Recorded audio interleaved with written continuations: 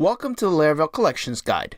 In this series, we take a look at each of the available methods in the Laravel Collection class and dive deep through examples in explaining what it does. Today, we're going to be taking a look at three of those methods: diff, diffAssoc, and diffKeys. So three similar methods with a slight difference. So as we always do, we're going to dive through examples and take a look at each one in full detail. Let's start with the first one, diff. To understand diff, all you have to know is that it takes one array and subtracts its values from another array. Collection equals collect, and let's put a new array in here with the digits 1, 2, and 3. And then let's return collection diff, and we're going to pass in 2, 4, and 6. So as you see in the results, we have 1 and 3. So that is the subtraction of 2, 4, and 6 from 1, 2, and 3. Now, one thing to note here is that 6 and 4, neither of those are in our result sets. It will not add anything that's missing to it. It will simply ignore those values if they don't exist in the original array. So the only possible values that will ever be returned out of diff are the ones in your initial collection. It will not add anything to it. So we have 1, 2, 3, and we passed in 2, 4, 6. So 2 is the one that gets eliminated because it's the only one that's repeated on both of the collections. Let's look at a slightly different example.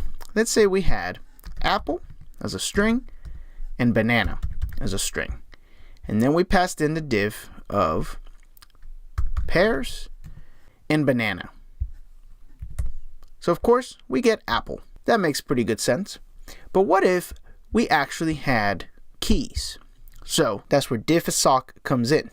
Now let's see what happens if we add maybe product IDs, right? And we're going to do this in the form of key. So we're going to say that product ID 10 belongs to an apple, product ID 20 belongs to a banana, 30 for pear, and finally bananas, we know that's product number 20.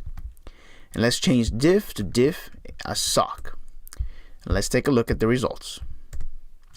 So as you can tell, bananas are still gone from this, but when we switch over to diff, we're actually associating these two as a key value pair. So together they have to match.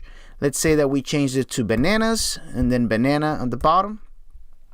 Then we see bananas pop back up, even though the keys are the same.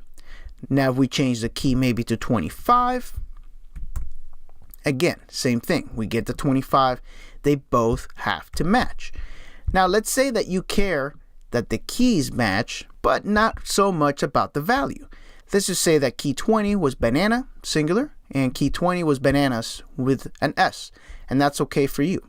Well, in that case, you can use diffKeys. diffKeys will actually ignore anything else. So as long as the keys match, it doesn't matter what the values inside are. So we have 20, that's banana, and we have 20, that's bananas with an S, and they both work the same. So there you have it. All three of them are slightly different. If you need a comparison of just the values, use diff. If you want the values and their keys to be perfectly matched, use diffAssoc. If you only care about the keys, then you use diffKeys. Now there are really a ton of different applications that you can use this in, so this is a very useful function to know. Now please note that this does return a collection, so you can daisy chain other method calls to this. So if you wanted to, for example, tag along first, and we ran this again, that would still work. And of course, it returns apple as a string.